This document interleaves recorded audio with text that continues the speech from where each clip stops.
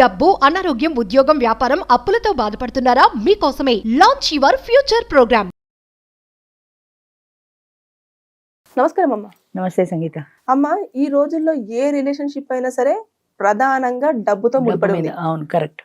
అంటే నిజమైన ఎమోషన్స్ ఎక్కడ కనిపించట్లేదు. డబ్బు ఉందా, ఓకే ఫైన్, నాకు ఆ పర్సన్ కావాలి. డబ్బు లేదా, నాకు ఆ పర్సన్ తో పని లేదు అని అంటున్నారు. అసలు దీన్ని మనం ఏ విధంగా చూసుకోవచ్చు అంటారు? నాకు మొన్న ఒక అబ్బాయి దగ్గర నుంచి ఫోన్ వచ్చింది తోడు నీడ గురించి. ఆ అబ్బాయి చేసే పని ఏంటంటే, వాడు ఉద్యోగం, నీకు ఆదాయం ఏముంది అంటే నెలకి 5,000 వస్తుంది అన్నాడు. 5,000లో నీకే సరిపోదు, నీ భార్యకి ఏం పెడతావా అంటే మాక్సిమం 10,000 వేసుకోండి అన్నాడు. ఏం పని చేస్తావన్నా, ప్లాస్టిక్ సామాన్ల బండి నడుపుతాడు వాడు. వాడికి కూడా తోడు కావాలి, నిజమే, కాదని అనలేము. కానీ వాడిని ఎవరైనా పెళ్లి చేసుకుంటారా? ఎవరు చేసుకోరని నా మనసు నాకు చెప్తోంది. 30,000 అంటే ముఖం చూడాలి. ఆటోవాడు సంపాదిస్తున్నాడు ఈ రోజుల్లో 30,000 ఒక సంపాదన అంటుంటే, 5,000 సంపాదించేవాడిని ఎవరు చేసుకుంటారు? వాళ్ళలాంటి లేబర్ ఎవరైనా గోచి బస్సు నీ వెనకాల బండి తోసుకుంటే, అది కూడా ప్లాస్టిక్ సామాన్లు అమ్మేది లాంటిది కావాలి. కానీ ఎవరు రావట్లేదు ఈ రోజుల్లో. అందరూ అంతో ఇంతో చదువుకున్న వాళ్ళే వస్తున్నారు. ఒకప్పుడు తోడు నీడకి పేదవాళ్ళు కూడా వచ్చేవారు, లేబర్ వచ్చేవారు, పని మనుషులు లాంటి వాళ్ళు కూడా వచ్చేవారు. వాళ్ళకి ఫ్రీ ఉండేది, వాళ్ళ దగ్గర డబ్బులు తీసుకునే వాళ్ళం కాదు, ఫ్రీ భోజనం ఉండేది వాళ్ళకి. ఛాన్స్ అదే 500 కట్టకర్ల వాళ్ళు కూడా 2-3 సార్లు వచ్చి రావడం మానేశారు. ఎందుకంటే వాళ్ళు ఈ గిన్నెలు తోముతూనే బతకాలనుకోవట్లే. ఇప్పుడు ఈ వీడు బండివాడు ఉన్నాడు, వీడిని చేసుకోవచ్చు, వీడిని చేసుకోవద్దు. అది దానికి కూడా ఊహల్లో ఎక్కడో ఉంటుంది. నన్ను కూడా కార్లలో తిప్పేవాడు కావాలని. కానీ కార్లలో తిప్పేవాడు అంటే వాడికి కొన్ని క్వాలిటీస్ ఉండాలి. ఈ అమ్మాయికి నువ్వు చదువుకొని ఉండాలి, నువ్వు మోడర్న్గా ఉండాలి, నువ్వు ఏమీ లేవు కదా, నేను ఎలా చేసుకుంటాడు వాడు అన్న ఆ భావం లేదు. నాకు డబ్బున్నవాడు కావాలంతే. నేను ఇంకా ఇప్పుడు 50 ఏళ్ళు వచ్చి ఇప్పుడు కూడా ఇంకా గిన్నెలు తోముకుంటే ఎట్లా బతుకుతాను? ఇప్పటికైనా నేను రెస్ట్ తీసుకోవాలనుకుంటున్నా. అదొకటే వాళ్ళ మైండ్ సెట్. కాబట్టి డబ్బును వాడైతే నేను హ్యాపీగా రెస్ట్ తీసుకుంటాను. నాకు కూడా బోల్డ్ కోరికలు ఉన్నాయి. సినిమాలకు వెళ్ళాలి, సరదాలకు వెళ్ళాలి, ఈ సరదాలు తీర్చేవాడు కావాలి. అంచేత 2-3 ఏళ్ళు వచ్చిన తర్వాత వాళ్ళు మానేశారు స్లోగా. అసలు ఇప్పుడు మా దగ్గరికి వచ్చే వాళ్ళు అందరూ చదువుకున్న వాళ్ళు తప్ప మినిమం 10th క్లాసు లోపల ఎవరు లేరు. 10th క్లాస్ ఉన్న వాళ్ళు ఎవరు ఈ బండి వాడిని చేసుకోరు. నేను వాడికి ఏమని చెప్పను? వాడికి తోడు అవసరమైన మనం కాదని అనలేని అంశం అది. బాబు నేనెవరు చేసుకోరు, కాదు వస్తానంటే నీ ఇష్టం, నువ్వు 1000 రూపాయలు కట్టుకోవాలి, ఛార్జీలు పెట్టుకురావాలి. 5,000లో ఇదంతా నీకు శక్తికి మించింది, అంచేత నువ్వు రావడం వల్ల నీకు ప్రయోజనం ఉండదు. కాదు నేను వస్తానంటావా, నీ ఇష్టం అని చెప్పాను. అంతే. అలాగే 70 ఏళ్ళ వాళ్ళు కూడా అంతే, వాళ్ళకు ఒక తోడు కావాలి. నిజమే, అది కాదనడానికి ఎవరికీ అర్హత లేదు. కానీ నువ్వు కావాలనుకున్న తోడు నీకు ఇక్కడ దొరకదు. నువ్వు 65 ఏళ్ళు దాటితే నువ్వు పెళ్లి చేసుకో, ముసలిదే నాకెందుకంటావు. యంగ్స్టర్స్ నిన్ను చేసుకోరు, ఈ ముసలోడు మాకెందుకంటారు. మగవాళ్ళు ఏంటంటే ఎంతసేపటికి వయసులో ఉన్న వాళ్ళని కావాలనుకుంటారు, కానీ నా వయసు ఎక్కువ అన్న సంగతి వాళ్ళు గుర్తుపెట్టుకోరు. అలాగే వచ్చిన వాళ్ళల్లో అంటే డబ్బును చూస్తారు ఎక్కువగా. డబ్బును చూస్తారు. ఆడది దానంతటా అది బతకగలిగితే మరీ మంచిది అనుకుంటారు. కానీ నీ వయసు 70, 50 ఏళ్ళది, 20 ఏళ్ల గ్యాప్లో నిన్ను పెళ్లి చేసుకోవడానికి ఇష్టపడదు అన్న సంగతి వాళ్ళకి గుర్తుండదో, గుర్తున్నా అలా వస్తారో తెలియదు. 2-3 సంవత్సరాల కంటే గ్యాప్ వద్దన్న వాళ్ళ దగ్గరికి 60 దాటితేనే ఒప్పుకోరు, 70 వాడిని ఎక్కడ ఒప్పుకుంటారు? అయినా ఎవరైనా ఉంటేనే, ఎవరైనా దొరికితేనే అంటాడు వాడు. వాడికి ఏం చెప్తాం? సరే బాబు నువ్వు వచ్చి ప్రయత్నం చేసుకో, నీకైతే దొరకరు, నువ్వు రావడం దండగా అని నేను చెప్తున్నా. అయినా వస్తారంటే నీ ఇష్టం అంటాను. 70 నుంచి 80 వరకు ఇలాంటి ఫోన్లు వస్తాయి మాకు. చాలామంది అడుగుతారు కావాలని. ఆశ్చర్యం ఏంటంటే నా ఫోన్లో కూడా ఉంది, మీకు చూపిస్తాను. అబ్బాయి వయసు 37, తోడు నీడ 50 పైన ఉంటాయని వాడికి తెలుసు. వాడు నాకు మెసేజ్ పెట్టాడు, ఎవరైనా నన్ను చేసుకోవడానికి ఇష్టపడే వాళ్ళు అయితే మీరు నాకు పంపించండి నెంబరు, నేను వచ్చి చూసుకుని నచ్చితే చేసుకుంటాను. వాడు ఎంత లింక్ ఉందో చూడు, వాడు వచ్చి చూసుకొని నచ్చితే చేసుకుంటాడు. అంటే నా తిండి తెప్పలు, నా పని మానేసి నీకు ఎవరు సూట్ అవుతారని నేను చూసుకోవడమే నా ఉద్యోగం అయ్యేది అసలు కాదు కదా. మ్యాట్రిమోనీ పెట్టుకుంటే వస్తారు. అంటే 36-37 ఏళ్ళ వాడు 50 ఏళ్ళ దానికి అన్న తల్లి వయసు దాన్ని ఎలా చేసుకుంటానంటున్నాడు. వాడికి ఆమెను చూస్తే భార్య అన్న ఫీలింగ్ వస్తుందా, తల్లి అన్న ఫీలింగ్ వస్తుందా? నాకు అదే అర్థం కాదు. అంటే పెర్వర్షన అసలు మైండ్ సెట్ ఎటెళ్తోంది? ప్రధానంగా డబ్బు ఉంటే దాంతో నువ్వు సంసారం చేయగలుగుతావా? అది నా భార్య అన్న ఫీలింగ్ వస్తుందా? నువ్వు ఎక్కడికైనా వెళ్ళగలుగుతావా? ఎవరు మీ అమ్మగారు అంటే కాదండి మా ఆవిడని చెప్పడానికి నువ్వు ఎంత సిగ్గుపడాలి? అంటే అవేమీ లేవు, డబ్బు ఉంటే చాలు.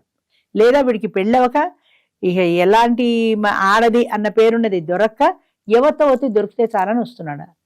ఎంత పెర్వర్టెడ్ అయిపోతున్నారో మనుషులు. ఒక్కొక్కసారి బాధేస్తుంది నాకు అలాంటి వాళ్ళని చూస్తే. ఇది పెళ్లి వరకు తీసేసుకుంటే ఇప్పుడు మళ్ళీ పిల్లల విషయంలో కూడా తల్లిదండ్రులు ఆస్తి ఉంటేనే చూసుకుంటున్నారు కదమ్మా. అంతే కదా, ఆస్తి డబ్బు ప్రధానం. డబ్బు ఉంటేనే ఏదైనా. డబ్బు ఉన్నవాడు కావాలి. వాళ్ళకి 50 ఏళ్ళు ఉండని, వాళ్ళు ఏ పని చేయని, నాకు అందమైన వాడు, అందం కూడా కావాలి. మళ్ళీ వాడికి చాలామంది ఆడవాళ్ళు కానీ మగవాళ్ళు కానీ వస్తారు. అందరూ భగవంతుడు ఇచ్చిన రూపం, మన చేతుల్లో ఏమీ లేదు. కొంతమంది చూడడానికి అంత గుడ్ లుకింగ్ ఉండరు. వాడు వచ్చిన వాడు బాగా ఎర్రగా బుర్రగా అందంగా ఉన్నదాన్ని చూసి అడుగుతాడు. అడిగే ముందు ఒక్కసారి అద్దంలో మన ముఖం చూసుకోరు కదా. నీకు ఆమె నచ్చింది ఓకే, ఆమెకు నువ్వు నచ్చుతావని వెనక్కి తిరిగి ప్రశ్న వేసుకోరు. పెద్ద ప్రాబ్లం ఎక్కడ వస్తుందంటే ఒక ప్రశ్న అటే పెడుతుంది కానీ అట్నుంచి తిరిగి అవతల వాళ్ళ వైపు నుంచి మనం ఆలోచించాం. రాత్రి 12కి ఫోన్ వస్తుంది, నాకు ఏంటయ్యా 12కి ఫోన్ చేసా బుద్ధి లేదా అంటే, మీరు పడుకోలేదేమో అని చేశా, 12 కదండి అయింది అంటాడు వాడు. వాడిని సాచిరంపకాయ కొట్టాలన్నంత కోపం వస్తుంది. 12 కదా, అదే 12 కదా అంటే నీకు నిద్ర పట్టక 12 కానీ నాకు సగం నిద్రలో ఉన్నాను నేను.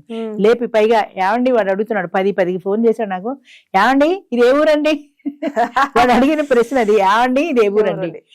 మొన్నాడు ఫోన్ చేసి తిట్టాను, బుద్ధుందా బుద్ధి లేదా, రాత్రి 10కి పడుకున్నా. అసలు ఆడవాళ్ళకి ఆ టైంలో ఫోన్ చేయొచ్చా, రేపు పొద్దున అడిగితే ఏదైనా హార్ట్ అటాక్ లాంటి సీనియర్ ప్రాబ్లం సిన్సియర్ కాదు కదా. ఇది ఆడవాళ్ళ ఫోన్ నెంబర్ నాకు తెలియదు కదండి, ఫోన్ నెంబరే కదా ఉంటుంది. ఫోన్ మగవాడికే అనుకో, మగవాడికైనా రాత్రి 10కి ఫోన్ చేసి అవసరమా, తెల్లారి ఫోన్ చేయొచ్చు కదా అంటే, నాకు ఈ నెంబర్ ఎవరో ఇచ్చారండి అందుకని, ఎవరో ఇస్తే రాత్రి ఫోన్ అంటే అసలు ప్రపంచ జ్ఞానం శూన్యం మనుషులకు. నాకు ఫోన్ నెంబర్ వచ్చింది నేను ఫోన్ చేశా అంతే, అంతేగాని ఈ టైంలో చేయకూడదు అన్న పరిజ్ఞానం లేదు.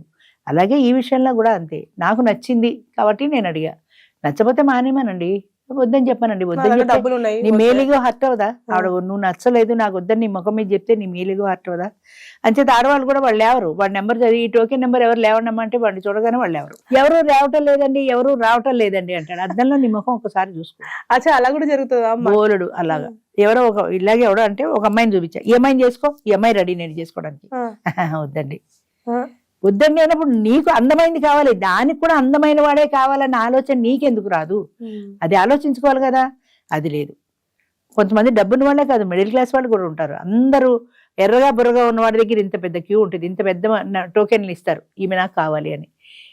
యావరేజ్ గా ఉన్న దగ్గర ఒక్క టోకెన్ ఉండదు, ఒక్కళ్ళు అడగరా. అంటే రెండు చూస్తారమ్మా, అందంతో పాటు డబ్బు రెండు చూస్తారు. అందం ప్రధానం, దాని తర్వాత ఆమె ఉద్యోగమో డబ్బు ఉంటే ఇంకా మంచిది, అది సెకండ్ అనుకో. ముందు ఫస్ట్ అందం ప్రధానం.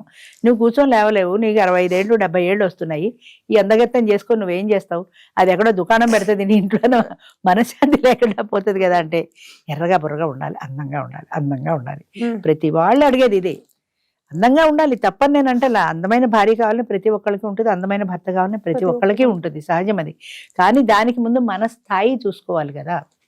నాకు ఒక ఫ్రెండ్ ఉంది, ఆవిడ ఏమడిగిందంటే, నాకు నా భర్త చనిపోయాడు, నాకు తోడు కావాలి. అమ్మ తోడు నేను ఇచ్చేది కాదు, మీటింగ్కి రండి, మీటింగ్లో చూసుకోండి. నాకు దామోదరరావు గారు లాంటి వాళ్ళు, దామోదరరావు అంటే మా భర్త, దామోదరరావు గారు లాంటి వాళ్ళు కావాలి. ఆయనే ఎందుకు అడుగుతున్నావు, ఆయన లాంటి వాళ్ళు ఎందుకు అడుగుతున్నావు, ఆయన మిమ్మల్ని టూర్లు అవి తిప్పుతారు కదా. నేను అన్నాను, దామోదరరావు గారు లాంటి వాళ్ళు ఎందుకు, దామోదరరావు గారే ఉన్నారు నాతో పాటు కారులో వచ్చే ఇంటికి, నిన్ను పరిచయం చేస్తాను. ఆయన ఓకే అంటే అదే క్షణంలో నేను వెళ్ళిపోతాను, నిన్న ఆయన ఓకే అంటే నేను వెళ్ళిపోతాను. అయితే ఆయనకి కొన్ని క్వాలిటీస్ ఉన్నాయి, అంటే ఆయన కోరుకున్న వ్యక్తికి కొన్ని క్వాలిటీస్ కావాలి. బాగా పొడుగ్గా ఉండాలి, నువ్వు 5 అడుగులు ఉన్నావు, ఆయన మెడలో దండ వేయాలంటే స్టూల్ వేసుకుంటే గానీ అందడు ఆయన. 2 బాగా చదువుకున్నది కావాలి, నేను MA MD చదివాను, నువ్వు 10th క్లాస్. ఆయన చదువుకున్నది కావాలనుకున్నప్పుడు 10th క్లాస్ దాన్ని ఎలా చేసుకుంటాడు. అనర్గళంగా మాట్లాడగలగాలి, నేను అనర్గళంగా ఏ టాపిక్ అయినా మాట్లాడతాను, ఇదే కాదు ఏదైనా మాట్లాడతాను. నాకు మాట్లాడమంటే భయం అండి. నాకు 70 ఏళ్ళు పైన ఉన్నాయి, నేను ఇప్పటికీ ఫంక్షన్స్లో డ్యాన్సులు చేస్తాను, అందరం కలిసి డ్యాన్స్ చేస్తాం, నేను చేయగలను. నాకు డ్యాన్సులు రావండి, నేను స్టేజ్ ఎక్కనండి, మైక్ పట్టుకు మాట్లాడమంటే నాకు భయం. మరి ఏ క్వాలిటీ చూసి పెళ్లి చేసుకుంటాను నేను, అది తెలియలేదా నీకు. ఆయన కావాలి కానీ ఆయనకు నువ్వు నచ్చుతావా లేదా అన్న క్వశ్చన్ లేదు, నాకు ఆయన కావాలి అంతే. ఏమవుతుంది, అర్థమైపోయింది రాలేదనుకో, అసలు వస్తే ఆయన ఒప్పుకుంటాడా అంటే ఆయనకి నచ్చిన క్వాలిటీస్ నాలో ఏమున్నాయి అని ఒక్కసారి వెనక్కి తిరిగి ప్రశ్న వేసుకోవాలి కదా. అది ఉండదు, నాకు ఆయన నచ్చాడు బస్ అంతే. అంటే అవతల వ్యక్తి గురించి ఆలోచించే ఒక సంస్కారం లేదు మనుషుల్లో. ఇది ఒక చిన్న ఎగ్జాంపులే కానీ ప్రతి వాళ్ళు రాత్రి 10కి 12కి ఫోన్ చేసేవాడైనా అంతే, అందరూ అంతే అదే పరిస్థితి. రిలేషన్షిప్లు అన్నీ కూడా డబ్బుతోటే ముడిపడున్నాయి, అందులో ఎలాంటి అబద్ధమో లేదు. ఎక్కడో ఒకళ్ళో ఇద్దరో ఉంటారు, నాకు డబ్బు అవసరం లేదు, నేను మనిషిని ఇష్టపడి వచ్చాను కానీ మనిషిగానే కోరుకున్నాను, నాకు డబ్బుతో పని లేదన్న వాళ్ళని వేళ్ల మీద లెక్క పెట్టచ్చు. 300 మంది వచ్చారు మొన్న, నాకు డబ్బు అవసరం లేదండి అంటారు. ప్రతి వాళ్ళు స్టేజ్ ఎక్కి నన్ను బాగా అర్థం చేసుకునే మనిషి కావాలండి అంటారు. నాకు నవ్వు వస్తుంది, నిన్ను అర్థం చేసుకునే మనిషి కావాలి, నువ్వు ఆయన ఎంతవరకు అర్థం చేసుకుంటావు, అది లేదా. ఆయన నన్ను అర్థం చేసుకోవాలనే కానీ నువ్వు తిరిగి ఆయన అర్థం చేసుకోగలవా, అది లేదు. నన్ను అర్థం చేసుకునే మనిషి అంటే ఇవాళ సినిమా అంటే సినిమాకి తీసుకెళ్ళకపోతే వాడు అర్థం చేసుకోనట్టే. సింపుల్గా ఈ ఒక్కటి చాలు, ఈ ఒక్క ప్రశ్న చెప్పారంటే దానికి ఎవడూ రాడు, ఎలా వస్తాడు. నన్ను అర్థం చేసుకునే మనిషి కావాలి, నన్ను బాగా అర్థం చేసుకుంటే చాలండి అంటారు. ఇక్కడ నా దగ్గర స్టేజ్ మీద చెప్పినప్పుడు అక్కడికి వెళ్ళాక నీకేమొస్తుంది, నీకు ఎంత ఉంది, మాకు ఒక బ్యాంకులో పనిచేసే ఆమె ఉంది మెంబరు, ఎవరో అడిగితే ఆమె చెప్పాను, ఆయన ఆఫీసు రండి మాట్లాడదామంది. మొన్నాడు ఆఫీస్కి వెళ్ళాడు. ఆవిడ 3 ప్రశ్నలు వేసింది. ఒకటి, నీ ఆస్తి ఎంత, ఓకే, అది నీ ఒక్కడికైనా అందులో వాటాలు ఏమన్నా ఉన్నాయా, ఒకవేళ అంటే పిల్లలకి ఏమైనా షేర్ ఉందా, ఒకవేళ వాటాలు పోతే ఆ ఆస్తి వాల్యూ ఎంత, నీ వాటాకు వచ్చే ఆస్తి వాల్యూ ఎంత, ఈ 3 ప్రశ్నలు అడిగింది. ఇంకా ఆయన ఇంకా జవాబు చెప్పాలా, వచ్చేసాడు. నువ్వు ఉన్నావా, తిన్నావా, నీ పరిస్థితి ఏంటి అని నా మంచి చెడ్డలు ఏమి అడగలేదు ఆమె. ఆస్తి నాకెందుకమ్మా అని వదిలేశాడు అంతే. అలాగా డబ్బు కోసం చేసుకునే వాళ్ళు చాలా మంది ఉన్నారు. మన వంక పెట్టడం కాదు కానీ డబ్బు ప్రధానం. మనకే 50-60 ఏళ్ళు వచ్చే ఎన్నాళ్ళు బతికి చేస్తాము. ఏదో ఇంత అలానే లోయర్ క్లాస్ అది ప్లాస్టిక్ బండి వాడిని చేసుకోమంటలా నేను. నీకు ఏదో ఫుడ్ పెట్టి కలిగితే చాలు కదా, ఏ మోటార్ సైకిల్ మీద ఓ సినిమా తీసుకెళ్తే చాలు కదా, కార్లోనే తిరగాలి, మంచి బంగ్లా కావాలి, మంచి ఇల్లు కావాలి, నేను వంట చేయను, వంట మనిషి, పని మనిషి పెట్టి నన్ను పువ్వులాగా రోజుకొక చీర కట్టుకొని నేను సోఫాలో కూర్చుంటే ఇలా అలంకరించుకొని ఆయన చూసి ఆనందించాలి అంతే. డబ్బుతో పూజించాలి అంతేగాని అవతల వ్యక్తి ఏంటి, వాళ్ళ పూర్వాపరాలేంటి, వాడి కుటుంబం ఏంటి ఎవరికి అక్కర్లా. నా కుటుంబం ఏంటి ఆయనకి చెప్పాలి, ఆయన కుటుంబం గురించి నేను తెలుసుకోవాలి, ఆయన కుటుంబాన్ని నాతో నేను కలుపుకోవాలి, నా వైపు నుంచి ప్రయత్నం ఉండాలి. అసలు ఏమీ లేదు, నథింగ్, అంతే.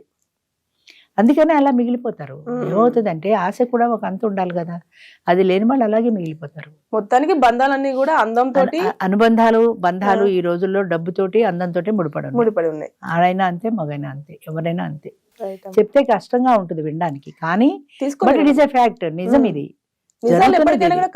కఠోరంగానే ఉంటాయి కదా, అది అర్థం చేసుకోగలిగి ఎప్పుడు ప్రతి మీటింగ్ లో నేను చెప్తాను, మనసుకు ప్రధానం ఇవ్వండి. అది మనకు అందం కనపడదు, అదే మనసు ఎలా ఉందో మనకు కనపడదు. కొద్ది రోజులు మాట్లాడుకోండి, అందులో మీకు మనస్తత్వం నచ్చితే దిగండి. పెళ్లి అనేది చాలా క్లిష్టమైందమ్మా. మీరు పెళ్లి చేసుకోవాలి అని అనుకున్నప్పుడు మీరు బయట కూర్చొని మాట్లాడుకున్నప్పుడు ఎంతైనా 3 సంవత్సరాలు మాట్లాడుకుంటారు, బాగానే ఉంటుంది. ఎందుకని స్వీట్ థింగ్సే ఉంటాయి. ఏ హోటల్లోనో, ఏ సినిమాలోనో, ఏ లంచ్లోనో కలుస్తారు. అప్పుడేమీ సమస్యల గురించి మాట్లాడుకోరు కదా, అన్నీ స్వీట్గా ఉంటాయి, అన్నీ బాగుంటాయి. కానీ పెళ్లి చేసుకుని ఒక చోట నివసించడం మొదలుపెట్టిన తర్వాత కష్టాలు, కన్నీళ్లు, బాధలు అన్నీ షేర్ చేసుకుంటారు. అబ్బా నాకు బాధలు వద్దు బాబు అంటే తప్పదు కదా, భరించాలి కదా. అబ్బా నేను అందుకోసం పెళ్లి చేసుకోలేదంటే కుదరదు. ఒకసారి యాక్సెప్ట్ చేసిన తర్వాత మైనస్ ప్లస్ 2 ఉంటాయి. అనుకోని దిగితే నువ్వు దాన్ని యాక్సెప్ట్ చేయగలుగుతావు. నాకు అన్ని ప్లస్లే అంటే నువ్వు యాక్సెప్ట్ చేయలేవు, అది ఉండదు. అన్ని ప్లస్లే అన్న ఉద్దేశంతో దిగుతారు. నువ్వు దిగేటప్పుడే ప్లస్లే కాదు మైనస్లు, సినిమాలలాగా ఎత్తుకుని తిప్పుతాడు అని అనుకోకూడదు. కొన్ని రియాలిటీ కూడా ఉంటాయి అని, మైనస్లు కూడా ఉంటాయి. ఆ మైనస్ని ఫేస్ చేయగలిగిన ధైర్యం నీకు ఉండాలి, ఓర్పు ఉండాలి, సహనం ఉండాలి. అది ఉండదు. ప్రధానమైన కారణం ఏంటంటే అది ఉండదు. అది ఉన్నవాళ్ళు హ్యాపీగా పెళ్ళిళ్ళు చేసుకుంటున్నారు. ఇప్పటికీ మా దాంట్లో కూడా హ్యాపీగా ఉన్నారు. బంధం, అనుబంధం అనేది మనసుకు సంబంధించింది, డబ్బుకు సంబంధించింది కాదు. అది మర్చిపోకూడదు. థ్యాంక్ యూ అమ్మా.